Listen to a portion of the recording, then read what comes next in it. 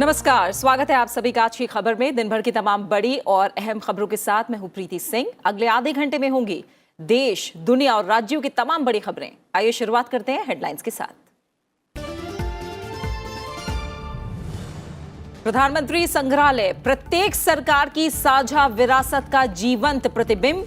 3 मूर्ति भवन परिसर में नवनिर्मित प्रधानमंत्री संग्रहालय के उद्घाटन पर बोले प्रधानमंत्री नरेंद्र मोदी। कहा, भारत के भविष्य के निर्माण का ऊर्जा केंद्र बनेगा म्यूजियम। जम्मू कश्मीर में सुरक्षा बलों को बड़ी कामयाबी। शोपियां मुठभेड़ में प्रतिबंधित आतंकी संगठन लश्कर ए तैयबा के 4 आतंकवादी ढेर। इलाके में सर्च ऑपरेशन जारी। देश में इस साल दक्षिण पश्चिम मानसून के सामान्य रहने की संभावना। मौसम विभाग ने जताया अनुमान। पश्चिमोत्तर के कुछ हिस्सों में सामान्य से अधिक बारिश होने की उम्मीद। बाबा साहेब अंबेडकर की 131वीं जयंती पर देश कर रहा है याद। राष्ट्रपति, उपराष्ट्रपति, प्रधानमंत्री और लोकसभा अध्यक्ष ने दी श्रद्धांजलि। देश भर में कई कार्यक्रमों का आयोजन। यूक्रेन पर रूसी सैन्य बलों की भारी बमबारी जारी। कीव की मदद के लिए बाइडेन प्रशासन ने $80 करोड़ की नई सैन्य सहायता को दी मंजूरी। रूस के पड़ोसी 4 देशों के राष्ट्रपतियों ने किया यूक्रेन का दौरा। और हेडलाइंस के बाद एक नजर उन खबरों पर जो दिन भर सुर्खियों में रही।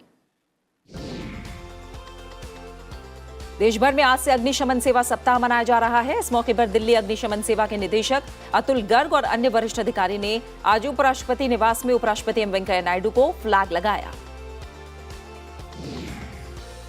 लोकसभा अध्यक्ष ओम बिरला भगवान महावीर जयंती के शुभ अवसर पर अपने संसदीय क्षेत्र कोटा बूंदी में आयोजित जन्म कल्याणक महोत्सव में सम्मिलित हुए। ओम बिरला ने यहां विनीत सागर जी महाराज के दर्शन किए। साथ ही सेवा, परमार्थ और मानव कल्याण में अग्रणी समाज की विभूतियों को सम्मानित किया। सरकार ने कपास के आयात पर आज से इस साल 30 सितंबर तक सीमा शुल्क से छूट दी है। वित्त मंत्रालय ने इस बारे में अधिसूचना जारी की है। इस छूट से धागा, कपड़ा और दूसरे संबंधित उत्पादों पर लाभ होगा और उपभोक्ताओं को राहत मिलेगी। इस फैसले से कपड़ा निर्यात को भी लाभ पहुंचेगा। आंध्र प्रदेश के एलूरू जिले के अक्की रेड्डीगुंडेम में स्थित एक रसायन फैक्ट्री में आग लगने से 6 लोगों की मौत हो गई, जबकि 12 लोग घायल हुए। मुख्यमंत्री वाई एस जगनमोहन रेड्डी ने घटना पर दुख जताया है और मृतकों के परिजनों को 25-25 लाख रुपए की अनुग्रह राशि देने की घोषणा की। पंजाब के पूर्व मुख्यमंत्री चरणजीत सिंह चन्नी ने ईडी ने उनसे राज्य में कथित रेत खनन मामले से जुड़ी धन शोधन जांच के सिलसिले में 6 घंटे से अधिक समय तक पूछताछ की है। इसी मामले में चन्नी के भतीजे भूपिंदर सिंह उर्फ हनी को ईडी ने पंजाब विधानसभा चुनाव से कुछ दिन पहले 20 फरवरी को गिरफ्तार किया था। गृह मंत्रालय ने आलुमर मुजाहिदीन के संस्थापक और मुख्य कमांडर मुश्ताक अहमद जरगर को गैर कानूनी गतिविधियां रोकथाम अधिनियम 1967 के तहत आतंकवादी के रूप में नामित किया है। जरगर 1999 के इंडियन एयरलाइंस की फ्लाइट हाईजैक में रिहा किए गए आतंकवादियों में से एक था। उत्तराखंड के गढ़वाल स्थित हिमालय की श्रृंखलाओं में 15,200 फीट पर बने विश्व के सबसे ऊंचे गुरुद्वारे हेमकुंड साहिब के रास्ते पर पड़ी बर्फ को हटाने के लिए भारतीय सेना की टुकड़ी गोविंद घाट से रवाना की गई। हेमकुंड साहिब की अगले महीने 22 तारीख को यात्रा शुरू हो रही है। राष्ट्रव्यापी कोविड टीकाकरण अभियान के तहत देश में अब तक 186 करोड़ 22 लाख से अधिक टीके लगाए गए। पिछले 24 घंटे के दौरान 1000 से अधिक नए मामलों की पुष्टि हुई। स्वस्थ होने की दर 98.76% है। कोविड के बढ़ते मामलों के बीच जो बाइडेन प्रशासन ने हवाई जहाज और सार्वजनिक परिवहन में यात्रा के दौरान मास्क की राष्ट्रव्यापी आवश्यकता को 15 दिनों के लिए बढ़ाने की घोषणा की है। बाइडेन सरकार ने 2020 से प्रभावी स्वास्थ्य आपातकाल को भी 90 दिनों के लिए बढ़ा दिया है। दक्षिण अफ्रीका के बंदरगाह शहर डर्बन और उसके आसपास विनाशकारी बाढ़ से मरने वालों की संख्या बढ़कर 306 हो गई है। वहीं कई लोग पानी में बह गए हैं। पहाड़ियां और सड़कों के बहने और घरों के ढहने से काफी नुकसान हुआ है। और अब खबरों पर विस्तार से नजर। प्रधानमंत्री नरेंद्र मोदी ने संविधान निर्माता बाबा साहेब डॉक्टर भीमराव अंबेडकर की जयंती के मौके पर दिल्ली स्थित 3 मूर्ति भवन परिसर में नवनिर्मित प्रधानमंत्री संग्रहालय का उद्घाटन किया। इस मौके पर प्रधानमंत्री ने प्रत्येक सरकार की साझा विरासत का जीवंत प्रतिबिंब इसे करार दिया और कहा कि यह संग्रहालय भारत के भविष्य के निर्माण का एक ऊर्जा केंद्र भी बनेगा। भारत के लोकतंत्र की जननी बताते हुए उन्होंने कहा कि एक दो अपवादों को छोड़ दिया जाए तो देश में लोकतंत्र को लोकतांत्रिक तरीके से मजबूत करने की गौरवशाली परंपरा रही है। इसलिए अपने प्रयासों से लोकतंत्र को मजबूत करते रहना सभी का दायित्व है। हर युग में, हर पीढ़ी में लोकतंत्र को और आधुनिक बनाने और अधिक सशक्त करने का निरंतर प्रयास हुआ है।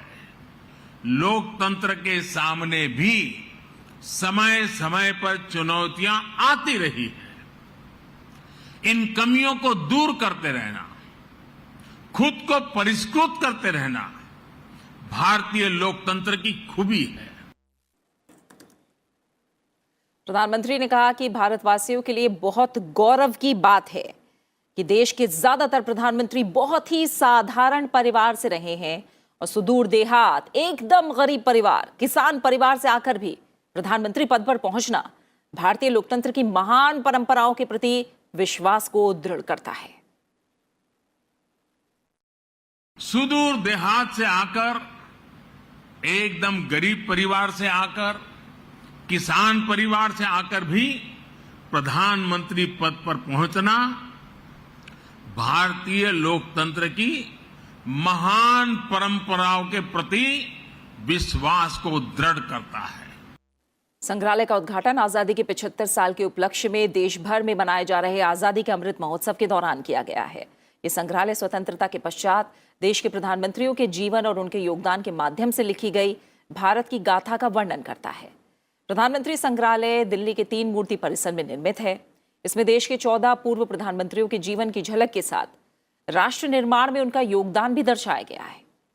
संग्रहालय देश के सभी पूर्व प्रधानमंत्रियों के योगदान के प्रति सम्मान और श्रद्धांजलि है। इस संग्रहालय में कुल 43 दीर्घाएं हैं।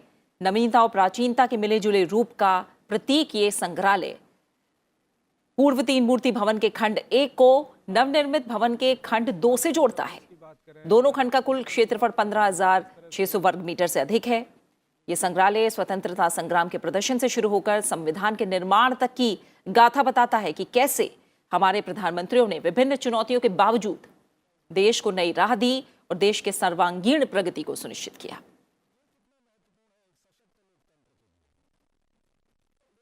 और फिलहाल हमारे संवाददाता मोहम्मद फातेह टीपू से हम जुड़ेंगे और ज्यादा जानकारी लेंगे इसे लेकर।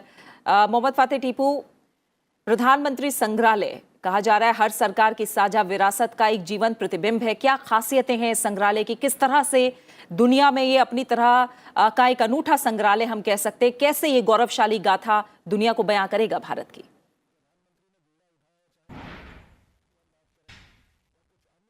देखिए प्रीति, ये काफ़ी भव्य कार्यक्रम था जो आज के दिन इसका लोकार्पण किया गया। ख़ासतौर पर ध्यान देने वाली बात यह है कि जब आज संविधान के शिल्पकार बाबा साहब भीमराव अंबेडकर की जयंती देश और दुनिया मना रहा है, उसके अलावा महावीर जयंती का ये खास उपलक्ष्य भी है। ऐसे में जब देश के प्रधानमंत्री नरेंद्र मोदी ने प्रधानमंत्री जो संग्रहालय है उसका उद्घाटन किया, तो ये बहुत ही ऐतिहासिक गौरवमयी पलों का साक्षी रहा। क्योंकि आमतौर पर आप देखिए कि जो चाहे वो वीर भूमि हो, विजय घाट हो या फिर शांतिवन हो या फिर जो तमाम अलग अलग दिल्ली में स्थल रहे हैं, वो जो स्मारक रहे हैं प्रधानमंत्रियों के, तो उससे अलग हट करके ये एक ऐसी अनूठी चीज़ देश की सरकार ने लोगों को समर्पित किया है, जो आने वाले समय में भावी पीढ़ी को देश के प्रधानमंत्री ने समर्पित किया है पीढ़ी। तो ये कहा जा सकता है कि जो लोकतंत्र की नींव है, खासकर देश भारत जो देश है वो दुनिया का सबसे बड़ा लोकतंत्र है और अलग अलग सरकारों के वक्त में देश की जो लोकतांत्रिक यात्रा रही है अब तक की, वो किस तरीके से रही है और अलग अलग परिस्थितियों में देश के किन प्रधानमंत्रियों ने किस तरह से उन हालातों का सामना किया है, उसका विवरण भी इस म्यूजियम में डिजिटल माध्यम से प्रति दिखाया गया। क्योंकि प्रधानमंत्री नरेंद्र मोदी ने अपने सारगर्भित भाषण में इसका इशारा भी किया कि देश की जो पूरी यात्रा रही है और देश आज प्रीति जिस मुकाम पर है उसका श्रेय किसी एक व्यक्ति को नहीं दिया जा सकता। ये देश के सभी प्रधानमंत्रियों की मेहनत और समर्पण का नतीजा है कि आज ये दुनिया का सबसे बड़ा लोकतंत्र फल फूल रहा है। क्योंकि और इस मौके पर केंद्रीय सरकार के तमाम वरिष्ठ मंत्री भी मौजूद रहे, उसके अलावा जो पूर्व प्रधानमंत्री रहे उनके रिश्तेदार और नातेदार भी इन्होंने इस भव्य और ऐतिहासिक कार्यक्रम में प्रति उन्होंने शिरकत किया। तो कहीं ना कहीं ये आयोजन बहुत ही भव्य था। आने वाले समय में ये कहीं ना कहीं प्रेरणा का ऊर्जा केंद्र होगा, स्रोत होगा। साथ ही प्रधानमंत्री ने अपने भाषण में ये भी कहा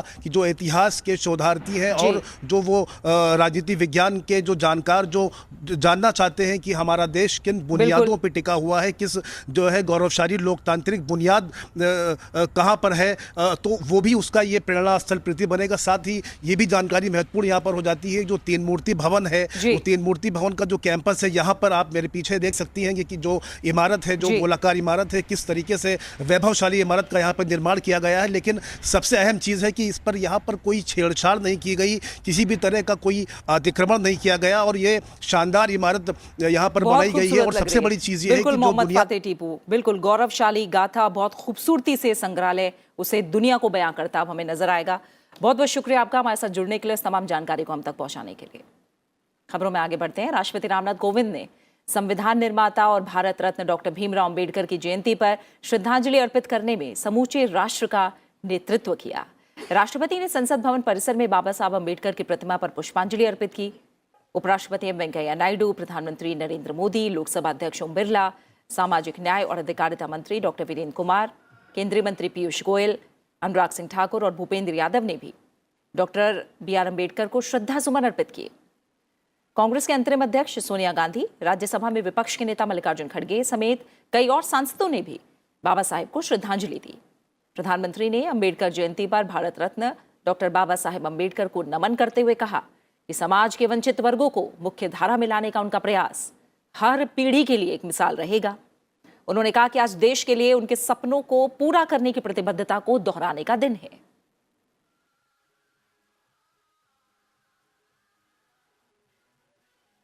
वहीं संसद के केंद्रीय कक्ष में बाबा साहेब के चित्र पर श्रद्धा सुमन अर्पित किए गए। लोकसभा अध्यक्ष ओम बिरला समेत कई केंद्रीय मंत्रियों और सांसदों ने डॉक्टर भीमराव अम्बेडकर की जयंती पर उन्हें श्रद्धांजलि दी।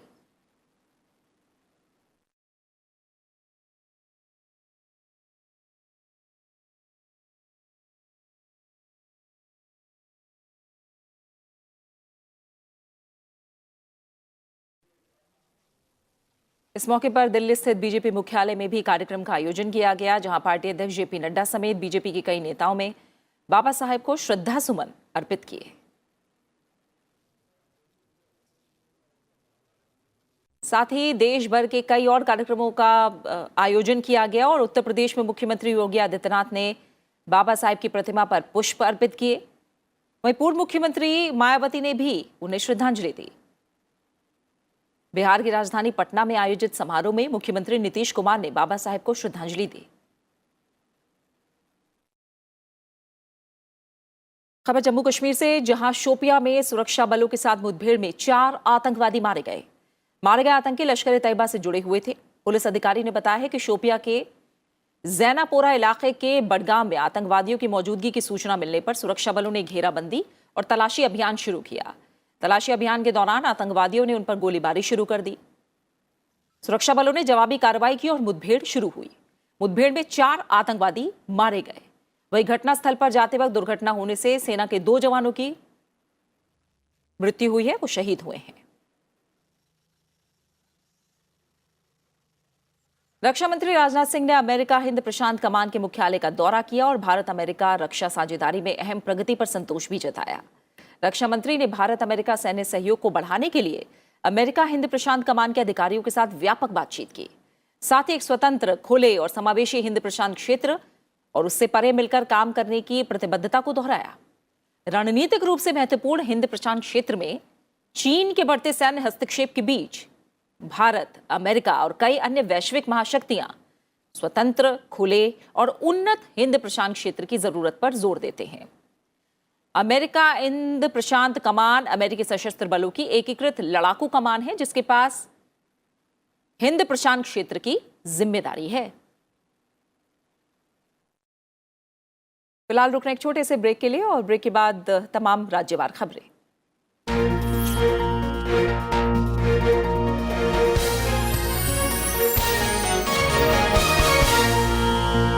सोशल मीडिया समाज को जोड़ता है या तोड़ता है? कैसे बनता है सोशल मीडिया पर आम आदमी खास?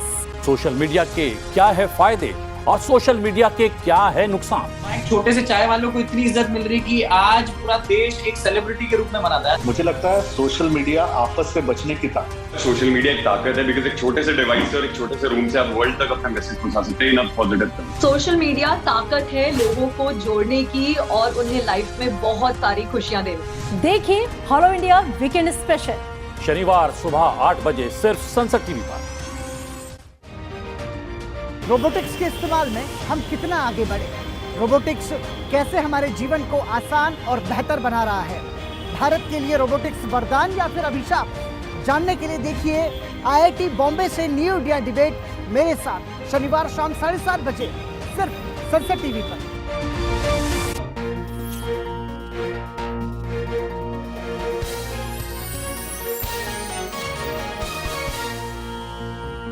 ब्रेक के बाद आप सभी का स्वागत है। अब आगे बढ़ते हैं और बात करते हैं राज्यों से जुड़ी बड़ी खबरों की।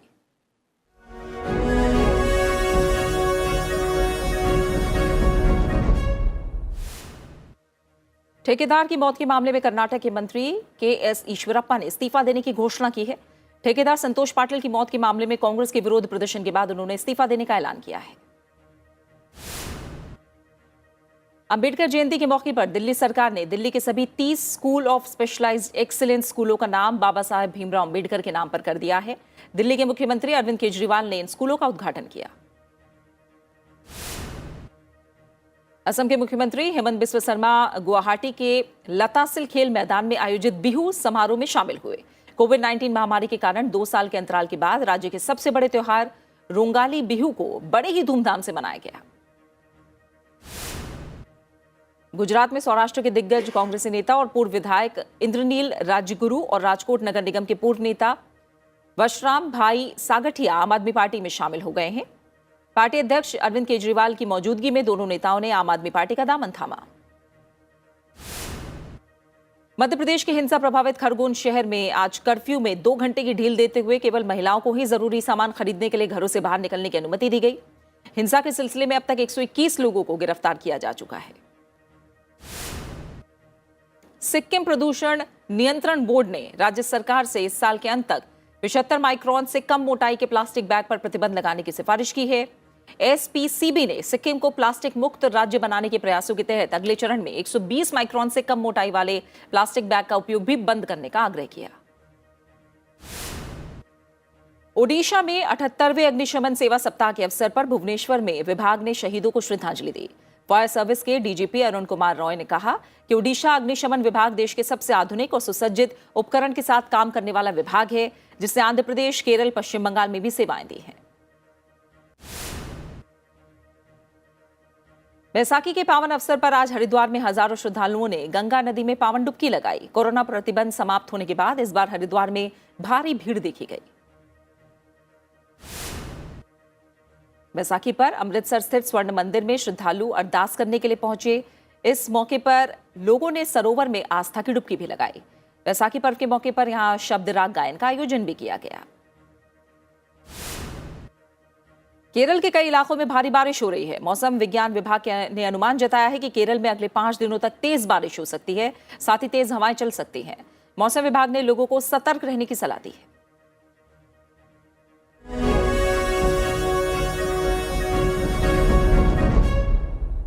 खबर मॉनसून से जुड़ी हुई। इस साल देश में दक्षिण पश्चिम मॉनसून के सामान्य रहने की संभावना है। मौसम विभाग ने इसका अनुमान जताया है। IMD के मुताबिक बारिश के 1971 से 2020 की अवधि के 87 सेंटीमीटर दीर्घावधि औसत के 96 से 104% रहने की संभावना है। IMD ने कहा है कि दक्षिण पश्चिम मॉनसून के मौसम के लिए 1971 से 2020 के आधार पर भारत में 886.6 मिलीमीटर वर्षा होने की संभावना है। ये 1961 से 2010 अवधि की सामान्य वर्षा 880.6 मिलीमीटर की जगह लेगा। प्रायद्वीपीय भारत के उत्तरी भाग, मध्य भारत, हिमालय की तलहटी और उत्तर पश्चिम भारत के कुछ हिस्सों में सामान्य या सामान्य से अधिक बारिश होने की संभावना है। पूर्वोत्तर भारत के कई हिस्सों, उत्तर पश्चिम भारत के कुछ हिस्सों और दक्षिणी प्रायद्वीप के दक्षिणी हिस्सों में सामान्य से कम बारिश होने की संभावना है। 2019 और 2020 में बारिश सामान्य से अधिक हुई थी। और अहम अंतर्राष्ट्रीय खबरों में श्रीलंका इस समय भारी आर्थिक संकट के दौर से गुजर रहा है। देश भर में सरकार विरोधी प्रदर्शनों का सिलसिला जारी है। इस बीच श्रीलंका के वित्त मंत्री अली साबरी ने कहा है कि देश को इस आर्थिक संकट से उबरने के लिए 3 से 4 अरब डॉलर की आवश्यकता है। उन्होंने कहा कि मदद के लिए अंतर्राष्ट्रीय मुद्रा कोष से वार्ता करने की योजना है। अली साबरी ने कहा कि 18 अप्रैल को वॉशिंगटन में बातचीत शुरू होगी और उन्हें 1 सप्ताह बाद आपातकालीन राहत राशि मिल जाने की उम्मीद है। श्रीलंका के निवासियों ने राष्ट्रपति कार्यालय के बाहर अपने पारंपरिक नववर्ष का जश्न मनाते हुए एक दूसरे के साथ दूध, चावल और केक साझा किए। प्रदर्शनकारी देश में अब तक के सबसे खराब आर्थिक संकट को लेकर राष्ट्रपति के इस्तीफे की मांग करते हुए यहां डेरा डाले हुए हैं। राष्ट्रपति गोटाबाया राजपक्षे के कार्यालय के प्रवेश द्वार पर विरोध प्रदर्शन कर रहे लोग उन्हें देश की आर्थिक स्थिति के लिए जिम्मेदार ठहरा रहे हैं। साथ ही भ्रष्टाचार और कुशासन का आरोप लगाते हुए उनके शक्तिशाली परिवार से सत्ता छोड़ने का भी ये प्रदर्शनकारी आह्वान कर रहे हैं। यूक्रेन के पूर्वी हिस्से में नए सिरे से हमले की आशंका के बीच अमेरिका के राष्ट्रपति जो बाइडेन ने कीव के लिए 80 करोड़ डॉलर की नई सैन्य सहायता देने की मंजूरी दी है, जिनमें अतिरिक्त हेलीकॉप्टर और अमेरिकी तोप भी शामिल हैं। नई मदद में बख्तरबंद गाड़ियां, तटीय सुरक्षा के लिए नौसेना द्वारा इस्तेमाल किए जाने वाले द्रोणपोत, रासायनिक, जैविक, परमाणु युद्ध और विकिरण की स्थिति में सैनिकों को बचाने के लिए पोशाक भी शामिल हैं। जो बाइडेन ने कहा कि इस सहायता पैकेज में कई अति प्रभावी हथियार प्रणाली भी शामिल है जो हमले से पहले ही मुहैया कराई गई हैं और नई क्षमता पूर्वी यूक्रेन में रूस के संभावित हमले का मुकाबला करने में मददगार होंगी। नई सैन्य मदद की घोषणा यूक्रेन के राष्ट्रपति वोलोदिमीर ज़ेलेंस्की से बाइडेन की बातचीत के बाद हुई है। अमेरिका द्वारा 24 फरवरी को यूक्रेन पर रूसी हमले के बाद जताई गई 2.6 अरब डॉलर की कुल सहायता के तहत ये नवीनतम मदद दी जा रही है। इस बीच यूक्रेन के राष्ट्रपति ज़ेलेंस्की ने कहा है कि अमेरिका को 80 करोड़ डॉलर की नई सैन्य मदद के लिए उन्होंने आभार भी जताया है। रूस के पड़ोसी 4 देशों के राष्ट्रपतियों ने संकटग्रस्त यूक्रेन का दौरा किया और उसे समर्थन का एहसास दिलाया है। इस दौरान राष्ट्रपतियों ने रूसी हमलों में क्षतिग्रस्त हुई इमारतों को देखकर रूस से युद्ध अपराधों के लिए जवाबदेही की मांग की है। पोलैंड, लिथुआनिया, लातविया और एस्टोनिया के राष्ट्रपतियों की यात्रा नेटो के पूर्वी हिस्से के देशों की एकजुटता का एक मजबूत प्रदर्शन था। इनमें से 3 पहले यूक्रेन की तरह सोवियत संघ का हिस्सा भी थे। इन नेताओं ने राष्ट्रपति वोलोदिमीर ज़ेलेंस्की से मिलने के लिए यूक्रेन की राजधानी कीव में ट्रेन से यात्रा की। लिथुआनिया के राष्ट्रपति गीतानास नौसेदा ने रूस से तेल और गैस की खरीद और देश के सभी बैंकों के खिलाफ सख्त प्रतिबंधों का आह्वान करते हुए कहा कि यूरोप के भविष्य के लिए लड़ाई यहां हो रही है। 24वें और अंतिम जैन तीर्थंकर भगवान महावीर की जयंती आज देश भर में धार्मिक श्रद्धा के साथ मनाई जा रही है। राष्ट्रपति, उपराष्ट्रपति और प्रधानमंत्री ने इस मौके पर देशवासियों को बधाई दी है। महावीर जयंती 24वें और अंतिम जैन तीर्थंकर भगवान महावीर के जन्मदिवस के उपलक्ष्य में मनाई जाती है। जैन समुदाय के लिए महावीर जयंती का विशेष धार्मिक और आध्यात्मिक महत्व है। महावीर जयंती जैन समुदाय के लिए सबसे पावन अवसर है और उनके धार्मिक जीवन में इसका बहुत महत्व है। इसके अलावा देश के विभिन्न भागों में आज बैसाखी, विशु, रोंगाली, बिहू, नबवर्ष, वैशाखड़ी और पुथांडू पिरप्पू के त्योहार भी मनाए जा रहे हैं। और इसी के साथ फिलहाल इस बुलेटिन में इतना ही। कोयंबटूर में विंटेज कार रैली का आयोजन किया गया जो लोगों के लिए आकर्षण का केंद्र बनी। चलते चलते आपको छोड़ जाते हैं विंटेज कारों की इस प्रदर्शनी के साथ। अपना अच्छे से ख्याल रखिए और मुझे दीजिए इजाजत। नमस्कार।